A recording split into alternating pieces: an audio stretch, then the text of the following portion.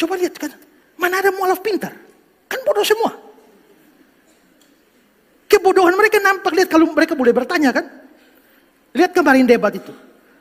Mualaf, mantan pendeta, tidak tahu Maria Magdalena itu bukan ibu Yesus. Itu gobloknya kan keterlaluan tuh. Anak sekolah minggu saja tahu itu. Coba itu tanya mana Ibrani. Tanya tuh dia tahu tuh Maria Magdalena tuh bukan ibu Yesus. Tapi mualaf mantan pendeta bisa anggap. Itu kan gobloknya keterlaluan. Mantan pendeta. Tinggalkan gerejanya, sekarang istrinya yang ambil alih, ganti dia jadi pendeta. Tapi tanya, Yesus tidak bangkit karena tanda Yunus. Yunus tidak mati, berarti Yesus tidak mati. Bapak ini mualaf, mantan pendeta. Saya ini peduli, saya bukan menghina, nggak ada maksud dan tujuan saya untuk menjatuhkan Islam supaya masuk Kristen, enggak usah, saudara-saudara, nggak usah masuk Kristen. Di Kristen aja banyak penipu, di Kristen saja banyak sekali yang menyakitkan hati saya. Bayangkan alat-alat di gereja saya ini yang baru saya beli, diambil anak rohani saya, si Yopi, Nobin, kerjasama, dibawa ke Yayasan Bethesda katanya. 2 hari diangkut alat-alat itu. Di Kristen sudah banyak jahat. Nggak usah masuk Kristen. Karena orang-orang di Kristenannya banyak yang jahat. Mau jadi pelayan Tuhan. Dengan menipu gurunya ditipu. Itu di Kristen. Coba diperbaiki di Yayasan Bethesda itu. Bu Desra, kamu sebagai ketua umumnya yayasan itu. Kalau nggak bisa perbaiki, nggak usah melayani. Nggak usah sombong, nggak usah bawa-bawa nama Saifuddin Ibrahim. Biar tahu semuanya. Saya nggak suka pelayan busuk di dalam gereja. Ingat baik-baik ya Yopi ya. Kamu nggak ada bertanggung jawabnya. Dasar otak narkoba. Dasar otak narkoba. Assalamualaikum warahmatullahi wabarakatuh. Berjumpa lagi dengan HMC News ya, channel Kota Berita yang menyajikan informasi seputar dunia debat lintas agama secara tepat, cepat, akurat, dan terpercaya. Kita ketahui bersama, lagi viral teman-teman. Lagi viral pernyataan Esra Soru yang mengata-ngatai, mengolok-ngolok, dan menghina para mualaf. Kita ketahui bersama, pendeta Esra Soru begitu kesal, begitu geram dengan sepak terjang beberapa mualaf yang dia anggap berkontribusi besar membuat banyak orang-orang Kristen memutuskan menjadi mualaf. Kita tahu, Esra Soru itu begitu kesal dengan apa yang disampaikan oleh Ustadz Kainama, Kohdonditan, dan mualaf-mualaf lainnya yang tentu saja dianggap sebagai batu sandungan, dianggap sebagai penghalang bagi pekerjaan pendeta Esra Soru dan teman-temannya untuk menjadikan Islam minoritas di negeri ini. Kita tahu, proyek Jericho, proyek ingin menjadikan Kristen sebagai mayoritas, itu adalah target utama mereka. Dan tentu saja teman-teman, itu sah selama dilakukan dengan cara yang benar. Yang penting caranya cara benar. Bukan dengan memaksa kehendak, bukan dengan memaksa orang pindah keyakinan, bukan dengan menawarkan sesuatu. Tetapi kita lihat, banyak oknum-oknum dari sebelah ini yang melakukan segala cara demi memurtadkan saudara-saudara kita muslim. Dan itulah yang dilawan oleh Kodondi maupun Ustadz Kainama serta mualaf-mualaf lainnya. Kita menjadi agen-agen perubahan di lapangan. Kita menjadi orang-orang yang menyiarkan fakta-fakta yang terjadi dan berbagi pengalaman. Sebenarnya apa yang kami rasakan? Apa yang ada di agama sebelah? Tentu saja, hal itu membuat pendeta Esra Soru murka, marah, dan begitu besar kebenciannya kepada para mualaf ini. Dan itu sudah dia tunjukkan dalam setiap narasi, dalam setiap khotbah, dalam setiap kesempatan Esra Soru menyampaikan siapa itu Kodondi. Bahkan sangat sering kita lihat konten-konten Esra Soru merendahkan, menghina, memfitnah Kodondi maupun Ustadz Kainama.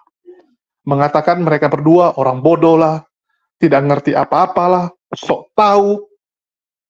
Bahkan umpetan-umpetan yang lain juga selalu disematkan, yang saya rasa nggak pantas saya ucapkan di sini. Dan kita tahu, Pendeta Esra Soru begitu ngebet untuk bisa membungkam kedua orang ini, baik secara debat maupun dengan cara yang lain tentunya. Esra Soru sendiri sudah pernah bertemu baik dengan Kodondi maupun Ustadz Kainama di dalam debat lintas iman. Di dua kesempatan tersebut, kita bisa melihat Esra Soru tidak bisa melakukan apapun dan tidak bisa membuktikan apapun, teman-teman. Bahkan saat debat dengan Kodondi, Kodondi berhasil meyakinkan seorang wanita yang bernama Kak Liana, Ciliana, yang sebelumnya memang sudah pernah memeluk Islam, tetapi kembali ke keyakinan lamanya, kembali ke agama lamanya selama setahun, dan akhirnya setelah mendengarkan penjelasan Kodondi, Ciliana mantap untuk memilih agama Islam. Kembali memilih agama Islam. Jadi, apa yang disampaikan Esra Soru itu tidak membuat Ciliana yakin bahwa agama yang dianut Pendeta Esra Soru yang benar. Dan itu fakta yang terjadi, teman-teman. Dan itu tentu saja memukul dan membuat marah Esra Soru dan teman-temannya. Dan kita tahu bagaimana reaksi dari mereka yang ngamuk, kejam. Ya. Mereka katakan bahwa Kodondi melakukan penipuan dan sebagainya. Tuduhan demi tuduhan, fitnah demi fitnah dibuat oleh channel-channel Polycarpus. Dan tentu saja itu makin membuat Pendeta Esra Soru sakit hati. Itu yang terjadi. Dan di kesempatan ini, kita akan melihat siapa sebenarnya yang bodoh. Siapa sebenarnya yang bodoh antara mualaf atau murtadin. Dan saya akan membandingkan, memperlihatkan kualitas mualaf dan murtadin. Dan dalam kesempatan ini, yang saya sandingkan tentu saja yang masih apple to apple lah. Kan nggak mungkin saya sandingkan, misalnya, Kodonditan dibandingkan dengan si Upil Hamdayani. Nggak pantas dong. Nanti dibilang, wah kamu curang. Kamu membandingkan dengan murtadin yang abal-abal. Kamu membandingkan dengan murtadin yang kami tidak kenal. Padahal, ya, Hamdayani itu sangat terkenal ya. Kesaksian Upilnya sangat terkenal. Tapi ya sudahlah. Kita akan bandingkan dengan siapa? Kita akan bandingkan dengan Blukus Suntur Saifuddin Ibrahim yang merupakan idola dari teman-teman kita sebelah. Jadi Blukus Suntur kita bandingkan dengan Kodondi, kita dengarkan kesaksian kedua orang ini. Alasan kedua orang ini berpindah keyakinan. Dan kita lihat siapa yang bodoh di antara kedua orang ini. Sesimpel itu, teman-teman. Siapa sebenarnya yang bodoh? Kalian akan dengar, kalian akan jadi saksi, dan kalian yang nilai sendiri. Menjawab pernyataan anak-anak saya, emang ini anak-anak saya ini juga orang ya pinter dan sekarang terkenal, dan bisa terkenal ya karena bapaknya juga ya terkenal. Jadi kalau bapaknya terkenal, anak juga ikut terkenal gitu. Oke. Komentar-komentar anak saya inilah yang mau saya jelaskan agar ke depan saudara-saudara yang Kristen tidak mamang, tidak ragu tentang pernyataan iman saya dan apa yang saya lakukan selama ini hanya untuk membela orang-orang minoritas, double minoritas. Maksudnya double minoritas itu ya sudah Kristen, ya Cina pula gitu. Dimusuhin habis-habisan sama bangsa saya, bangsa Indonesia ini. Dan apa yang saya lakukan selama ini hanya untuk membela orang-orang minoritas, double minoritas. Maksudnya double minoritas itu ya sudah Kristen, ya Cina pula gitu. Dimusuhin habis-habisan sama bangsa saya, bangsa Indonesia ini. Awal mula saya nggak mau masuk Kristen hanya karena kasihan dengan orang Cina. Dan ini kenapa ya Muslim ini makin ganas, makin tidak bagus, maka saya menyatakan diri masuk Kristen dan memberitakan Injil. Karena kecintaan saya kepada Alkitab itu, akhirnya saya harus melawan semua pemahaman selama ini. Apa yang dikatakan oleh anak-anak saya bahwa saya ini adalah ustadz murni, bukan abal-abal, bukan ustadz sembarangan. Dan saya ini adalah dewan guru dari 1000 guru di Zaitun. Saya adalah 12 dewan guru yang memimpin para guru di sana. Jadi itu Anda harus tahu kedudukan saya. Bahkan saya menyukai bahasa-bahasa Arab, Al-Quran, hadis, sunnah, dan sebagainya. Saya menyukai itu. Jadi kalau Anda ragu tentang Saifuddin Ibrahim, anak saya sendiri yang ngomong. Landasannya itu kan pasti kitab suci. Nah, pada waktu kita mempelajari kitab suci kita, itu kan kita harus paham benar nih. Pertama itu logis nggak gitu, ya, masuk akal nggak gitu ya maksudnya. Kemudian bertentangan nggak dengan sains atau ilmu pengetahuan. Kalau dua itu ternyata dilanggar atau tidak terpenuhi, berarti kan menurut saya itu nggak bisa disebut sebagai kitab suci gitu. Nah, pada waktu saya sebelum bersyahadat, saya kan mempelajari ulang nih, ya. Sebab-musababnya saya sudah sering cerita lah di channel-channel yang lain lah ya.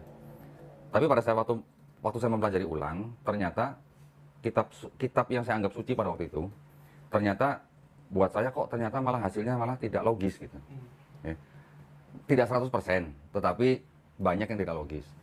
Kemudian yang kedua, ternyata juga tidak, dalam tanda kutip, tidak dibenarkan atau tidak sejalan dengan ilmu pengetahuan zaman sekarang gitu. Tidak relevan, berarti?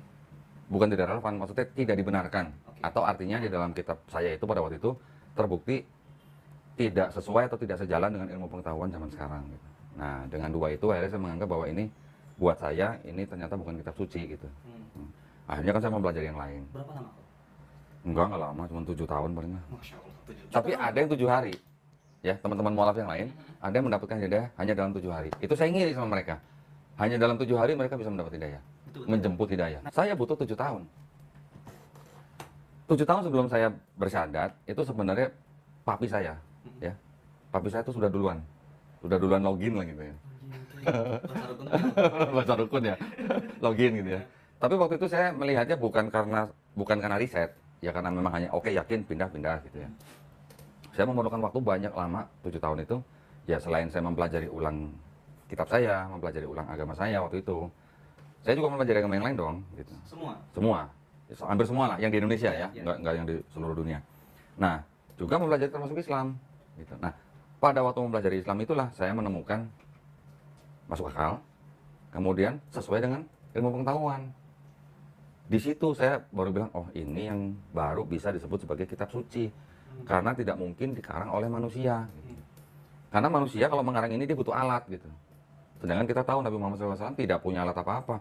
Boro-boro alat yang istilahnya sederhana. Mikroskop nggak punya, teleskop nggak punya gitu. Kok bisa ada ayat-ayat yang berhubungan dengan ilmu pengetahuan, nggak cuma di masalah embriologi, geologi, astronomi gitu. Hampir di semua bidang ilmu pengetahuan itu ternyata Al-Quran sejalan gitu. Nah itu yang membuat saya mengambil keputusan bahwa Al-Quran itu adalah kitab suci yang benar-benar suci gitu. Ya gini, jadi kalau kita lihat secara keseluruhan ya, kalau kita lihat di dalam Islam kan ada sholat, zakat, puasa, haji kalau mampu. Sholat, zakat, puasa ini semuanya kalau kita telaah nih ternyata nih, dilihat hikmahnya apa di belakang perintah itu gitu ya. Ternyata tuh semuanya masuk akal untuk kita dan untuk umat manusia gitu. Artinya yang diperintahkan di dalam Quran atau di dalam Islam itu adalah memang tuntunan untuk manusia gitu. Saya tambahin ya. Tuntunan untuk manusia yang berakal gitu. Ya, dari sholat, zakat, puasa, semuanya apa? Selain berguna buat kita sendiri, buat diri kita sendiri, buat kejiwaan kita, buat badan kita, ternyata ini juga ada gunanya untuk sesama manusia gitu. Zakat gitu kan. Di dalam puasa walaupun berguna untuk kita juga. Di dalam puasa kan kita tahu lah, bulan Ramadan kita semuanya banyak mengadakan acara yang bersama-sama gitu kan, buka puasa bersama dan segala macam, bakti sosial segala macam. Jadi kalau kita melihat sebuah ajaran, Kita harus melihatnya secara keseluruhan nih. Iya. Jangan cuma satu titik gitu. Itu yang kadang-kadang menimbulkan perbedaan-perbedaan. Iya, iya. Tapi kalau dalam satu global konteksnya, agama Islam ini adalah agama yang bisa diterapkan dalam kehidupan manusia sehari-hari. Gitu. Ajarannya, perintahnya, larangannya, semuanya bisa diterapkan dalam kehidupan sehari-hari, termasuk di dalam sistem peradilan. Dulu saya mempelajari agama yang lama, ternyata tidak bisa diterapkan dalam sistem peradilan. Contohnya apa itu? Bahkan di negara-negara yang mayoritas Kristen pun, ajaran mereka nggak bisa dimasukin dalam sistem peradilan. Contohnya, kasihilah musuhmu. Kalau kamu ditampar pipi kanan, kasih pipi kiri. Bisa nggak masuk peradilan kira-kira? Enggak. Kasihilah musuhmu. Iya. Bisa nggak? Enggak. Di dalam Islam, kita boleh membalas yang setimpal, ya kan? Tidak boleh berlebihan. Kita boleh balas yang setimpal, tetapi memaafkan lebih baik. Mm-mm. Bisa nggak diterapkan Bisa. di pengadilan? Bisa. Bisa. Kalau kasih hilang musuhmu bisa nggak? Enggak. Terlalu general dan tidak spesifik ya. Kalau rumahnya kemasukan rampok, misalnya, Mm-mm. kasih hilang musuhmu, Jadi ambil semua dong. kasih ambil semua. Kalau negara kita kedatangan penjajah, kasih hilang musuhmu, gimana? Ambillah semua gitu kan? Iya, iya. Betul nggak? Iya, iya. Walaupun penafsiran daripada pemuka agama kita atau gereja itu kan mereka bilangnya artinya kasihilah musuhmu itu artinya jangan membalas kejahatan dengan kejahatan. Tapi kalau ada negara agresi yang datang ke negara kita, apa kita nggak boleh balas? Nah itu maksud saya. Dulu yang kita dengar dalam setiap ibadah saya, kita harus mengasihi sesama manusia, itu betul. Itu bisa diterapkan di mana saja. Tetapi pada waktu kita kasihilah musuhmu, sudah nggak bisa jalan. Kalau ditampar pipi kanan, kasih pipi kiri. Kok rasanya kok nerimo banget gitu ya. Pasrah. Pasrah banget gitu kan. Padahal kalau kita baca Bible yang istilahnya yang dengan teliti, Yesus mengajarkan murid-muridnya kalau ditampar pipi kanan, kasih pipi kiri. Tapi waktu Yesus diadilin, waktu dia diserahkan oleh imam Yahudi waktu ditangkap kemudian diserahkan ke imam besar untuk diadili, Yesus ditampar sama seorang penjaga. Dia nanya, kata-kata saya yang salah tuh mana gitu. Kalau ada yang salah tolong tunjukkan, kalau nggak ada yang salah kenapa kamu tampar aku gitu. Itu artinya gimana? Sama nggak dengan ajarannya? Beda. Karena itu mempertanyakan dulu. Itu baru sebagian kecil gitu yang ya. Paham ya? Jadi akhirnya saya menemukan bahwa oh ternyata ajaran ini bagus, sebenarnya bagus ajarannya, tetapi kalau orang Jawa bilang tuh apa ya? Too good to be true gitu. Artinya too good to be true apa ya? Kalau dalam bahasa Indonesianya terlalu muluk-muluk kali ya. Terlalu tinggi gitu, tapi sebenarnya nggak bisa diterapin gitu. Ini saya bukan menjelekkan agama saya yang lama, bukan. Ini menurut saya. Kalau menurut teman-teman atau saudara-saudara saya yang lain yang Kristen yang memandang bahwa oh enggak itu bisa diterapkan dan segala macam, ya monggo gitu ya. Tapi yang jelas di peradilan manapun itu nggak bisa diterapkan. Kemudian juga di salah satu dinding di gedung Universitas Harvard itu ada apa namanya kayak semacam quotes gitu. Itu universitas malah dia mengquote ayat Quran. Bukan ayat kalau ditampar pipi kanan kasih pipi kiri gitu. Apa quote Quran? Saya lupa, cuman dari surah An-Nisa, cuma saya lupa ayatnya. Saya lupa. Itu yang jelas dari ayat Quran. Nanti kalau mau dilihat fotonya ada sebenarnya, cuma harus cari dulu ya. Nantilah mungkin ditampilin ya. Betul. Bisa ditongolin ya nanti ya. Nanti saya kasih fotonya. Nah, jadi itu bukti bahwa ajaran Islam itu bisa diterapkan di mana saja di kehidupan manusia, baik di kehidupan bermasyarakat maupun sampai ke pengadilan. Kalau yang namanya kita boleh membalas yang setimpal, itu artinya butuh pengadilan nggak? Betul. Butuh. Karena kita boleh membalas. Kalau orang membunuh, kita boleh balas dengan yang setimpal. Betul. Membalas dengan setimpal bisa dengan dibunuh juga ataupun juga dipenjara gitu. Setimpal gitu kan. Masalah berapa lamanya itu tergantung dari hakim. Tapi kita bisa membalas yang setimpal artinya kita ada media untuk membalas di pengadilan. Tapi kalau sudah kasih hilang musuhmu, perlu pengadilan nggak? Udah nggak perlu lagi. Nggak perlu. Nah itu maksud. Karena di dalam Islam mengenal rasis nggak? Enggak. Ya. Pesan Nabi Muhammad SAW sebelum beliau wafat, orang Arab tidak lebih baik daripada orang kulit putih. Orang kulit putih tidak lebih baik daripada orang Arab. Yang terbaik dari mereka yang apa? Apa yang terbaik dari mereka? Yang Arab maupun yang non-Arab? Takwanya. Jadi di ajaran Islam saya menemukan bahwa tidak ada diskriminasi, tidak ada rasis, ya kan? Di Islam juga kita mengenal bahwa Allah menciptakan bangsa-bangsa yang berbeda-beda supaya apa? Supaya kita saling mengenal. Betul. Betul kan? Artinya tidak boleh merendahkan. Setiap manusia di hadapan Allah Subhanahu wa taala semua kedudukannya sama. Ya kan? Kalau orang Arab tidak lebih baik daripada orang non-Arab, orang non-Arab tidak lebih baik daripada orang Arab, tetapi yang paling baik dari antara mereka adalah yang paling bertakwa. Iya. Artinya yang dilihat daripada Allah Subhanahu wa taala apanya? Bukan warna kulitnya, Betul. bukan rasnya, tapi takwanya gitu. Sedangkan di agama-agama lain kita bisa melihat bahwa ada yang berdasarkan kasta. Ya. Dia dapat kasta tinggi kalau dia lahir di mana, dia lahir dari siapa. Oke. Kemudian ada agama juga yang terlalu eksklusif, hanya untuk kaum atau suku tertentu gitu. Iya. Betul kan? Ada juga agama yang tidak menekankan pada konsep ketuhanannya, tapi hanya konsep seperti filosofi jalan kehidupan aja gitu. Tetapi mengenal Tuhan siapa yang menciptakan kita kurang ke situ gitulah. Jadi itu hanya semacam filosofi gitu. Nah ini yang akhirnya saya tidak bisa mengikuti karena ada hal-hal seperti itu. Sebenarnya ada satu agama selain Islam yang sebenarnya sama-sama tauhid, sama-sama monoteis, yaitu agama Yudaisme. Nah, Yahudi berarti. Yudaisme. Tetapi Yudaisme ini seperti tadi saya bilang, ini sebenarnya dia sangat eksklusif, hanya untuk orang-orang Israel, gitu ya. Dan orang-orang yang non Israel sama mereka dianggapnya ya disebutnya sih goyim gitu ya. Pengertiannya mungkin saya nggak usah terlalu jelasin dalam-dalam di sini lah. Tetapi artinya mereka hanya eksklusif hanya untuk orang Yahudi. Oke, orang non Yahudi boleh menjadi pelaku Yudaisme boleh. Tetapi kalau di dalam darah dia bukan tidak ada darah Yahudi, terutama dari darah ibunya, atau tidak ada kesukuan dari darah ayahnya, dia tidak akan diakui sebagai orang Yahudi. Nah, tetapi mereka monoteis dan mereka tauhid. Mereka Percaya sama Allah itu esa. percaya dan mereka mengakui bahwa kita Muslim menyembah Tuhan yang sama dengan Tuhan yang mereka sembah, yaitu Tuhannya Nabi Abraham, Nabi Ishak, dan Nabi Yakub. Gitu. Cuman sayangnya mereka hanya berhenti di nabi-nabi kecil sebelum Nabi Isa dan apalagi sampai ke Nabi Muhammad SAW. Tetapi dari pandangan rabi-rabi Yahudi itu sebenarnya mereka mengakui bahwa Nabi Muhammad SAW itu adalah seorang nabi, cuman bukan nabi untuk mereka gitu loh. Sebagai nabi tapi bukan nabi untuk bangsa Yahudi, bangsa untuk semua bangsa yang lain lah gitu. Dan rabi-rabi Yahudi sendiri mengakui bahwa Muslim ya itu bukan penyembah berhala. Mereka murni menyembah Tuhan yang esa, Tuhan yang sama yang disembah oleh bangsa Yahudi, yaitu Tuhannya Abraham, Ishak, dan Yakub. Dan mereka bisa bilang bahwa Islam itu kan semacam kayak apa ya, kayak kata kerja gitu loh ya, berserah diri, Betul. patuh, tunduk, taat, apa namanya, damai, selamat gitulah. Jadi mereka mengakui bahwa kalau dibuat Islam dari mulai Nabi Adam alaihissalam itu semuanya udah Muslim. Dan itu nggak masalah buat orang Yahudi, nggak masalah. Mereka Muslim secara akidah gitu. Kalau Yahudi kan banyak ininya kan, banyak aturannya gitu. Sampai 613 aturan di dalam agama mereka gitu.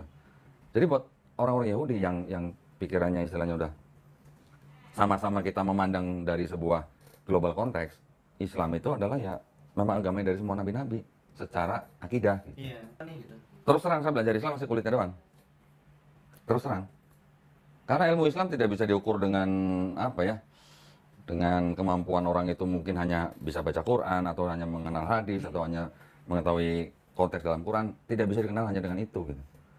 Ilmu kita manusia, anggaplah ustadz-ustadz kita yang luar biasa, itu juga di mata Allah hanya seperti setetes air di lautan gitu. Ya, kalau mau bicara ilmu ya. Tetapi artinya minimal kita sudah paham, minimal kita sudah bisa merasakan nikmatnya bertauhid. Itu kan nikmat yang paling tinggi buat seorang manusia kan. Iya. Nikmat Islam kita itu adalah nikmat yang paling tinggi buat kita gitu. Mau apa lagi, mau nikmat apa lagi coba.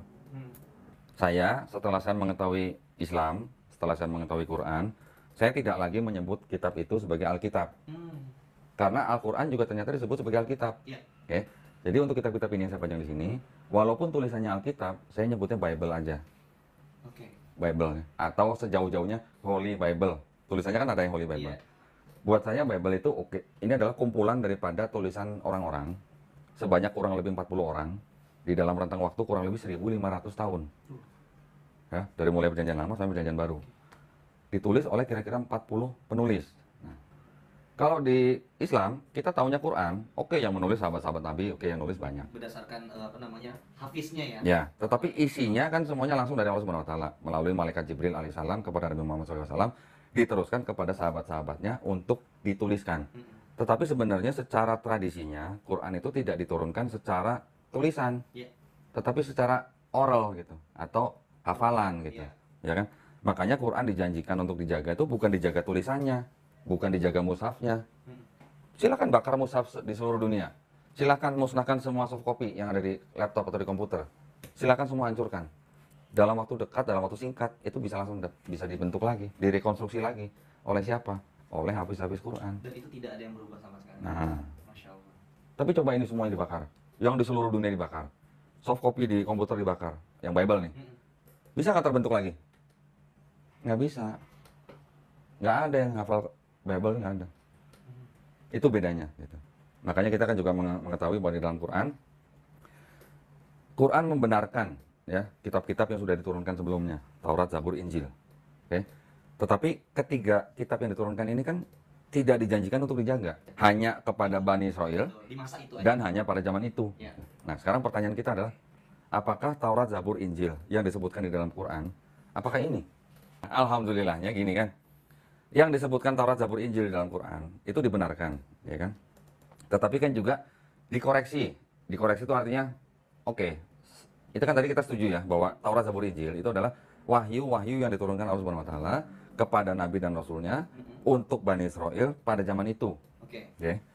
Jadi kalau Nabi-Nabi dan Rasulnya sudah tidak ada, ya otomatis wahyu itu juga tidak ada, ya ikut kepada nabinya. Intinya balik lagi ke niat ya. Kan di kita tahu lah semua perbuatan itu kan tergantung daripada niatnya. Ya. Kalau kita memang memikirkan kehidupan setelah kematian, ya ayo kita mulai dari sekarang gitu. Jangan ditunda-tunda nanti kalau datang telentang nggak bisa apa-apa gitu. Khususnya juga buat yang muda-muda. Kita bergaul dengan siapa saja boleh, tetapi kita kan harus punya kayak semacam batasan juga. Jangan setiap orang kita dalam bergaul tuh kita tidak pandang. Artinya kita memang tidak memandang agama dan ras siapapun, tetapi di dalam pergaulan sebaiknya juga kita Tetap difilter. tetap ada penyaringan lah. Betul. Supaya kita tidak ngikut ke dalam istilahnya perbuatan atau mungkin tindakan yang bisa menyalahi agama kita sendiri Itu gitu. mempengaruhi ya, Ko ya. Sangat mempengaruhi. Nah, yang jadi masalah itu yang kita sering jadikan tempat untuk curhat atau tempat untuk minta tolong, suka lupa kita. Ya. Setiap kali kita sholat kita selalu baca, iya karena budu wa iya karena stain. Tapi giliran udah keluar sholat kita lupa.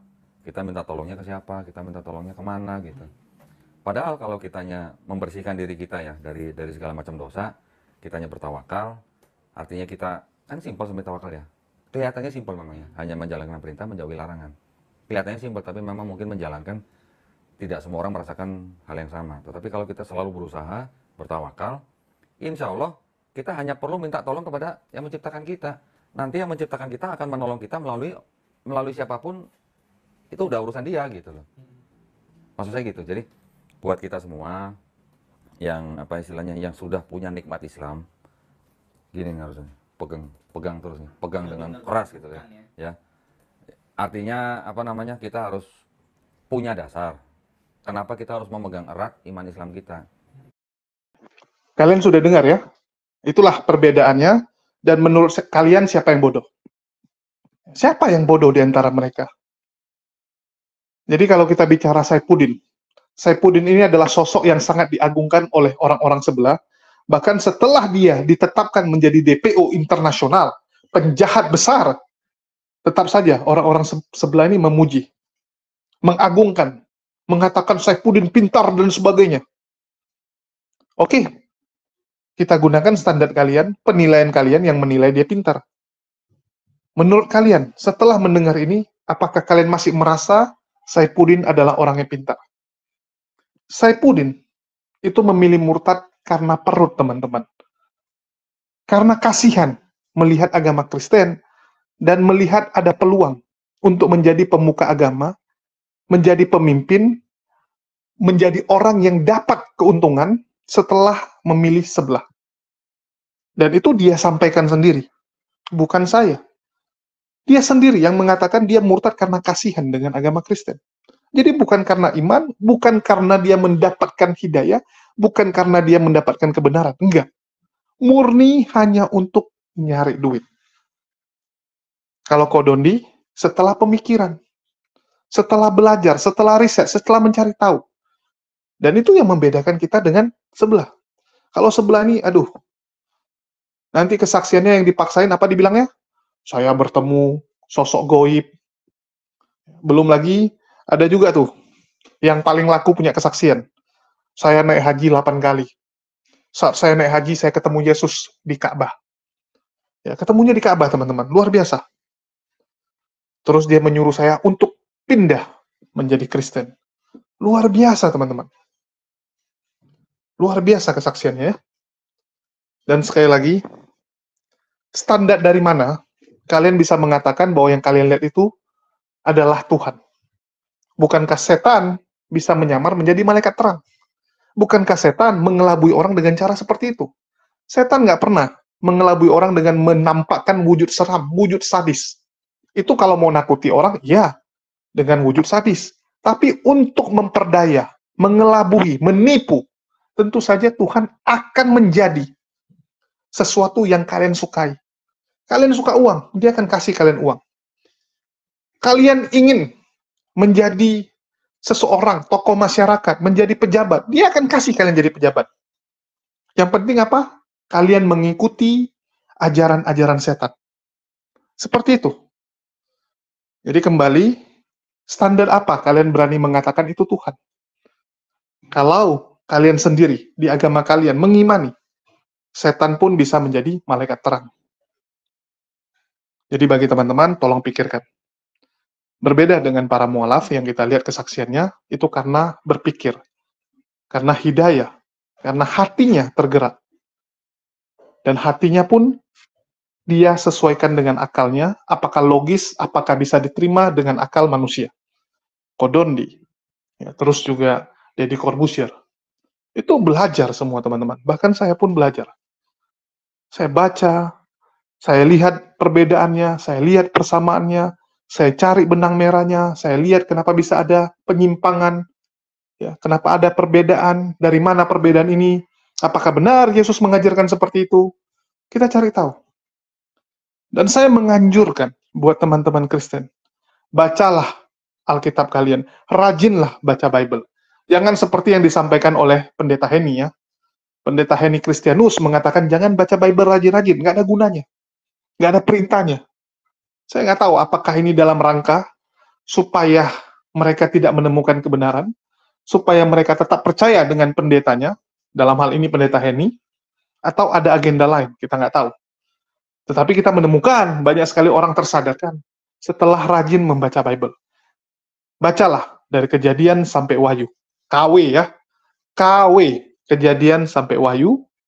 Dan kalian cari tahu, kalian benar-benar bukan hanya sekedar baca, tapi pertanyakan. Pertanyakan dan cari jawabannya di Bible. Apa benar Yesus utusan? Apa benar Yesus tidak pernah setara dengan Bapa? Ya, karena Yesus menerima kuasa. Yesus diutus. Yesus diajari Bapa. Dia diajari. Artinya ada masa di mana Yesus tidak mengerti, Bapa yang mengerti. Tidak pernah ada narasi kesetaraan. Yesus setara Bapa. Yesus setara dengan Roh Kudus. Tidak pernah. Kalau kita baca dengan teliti. Itulah kenapa saya menganjurkan kalian untuk baca. Pertanyakan, cari jawabannya di Bible. Bible yang akan berbicara kepada kalian dan akan menyampaikannya. Mintalah kepada Yesus untuk memberitahukan siapa dirinya sebenarnya. Siapakah penyesat itu? Cari tahu. Maka semoga kalian mendapatkan hidayah. Dan kalau kalian membutuhkan tuntunan, tontonlah diskusi-diskusi yang akademis. Tontonlah penjelasan-penjelasan yang akademis. Jangan kalian dengar penghujat. Kalau kalian dengar penghujat sakit kepala, nggak ada ilmu yang akan kalian dapat. Oke, sekian dari saya. Semoga apa yang saya sampaikan ini bisa kalian mengerti dan menjadi panduan kalian untuk mendapatkan kebenaran. Semoga kalian semua terselamatkan. Di akhir kata, saya ucapkan wassalamualaikum warahmatullahi wabarakatuh. Sampai jumpa di konten-konten kita berikutnya.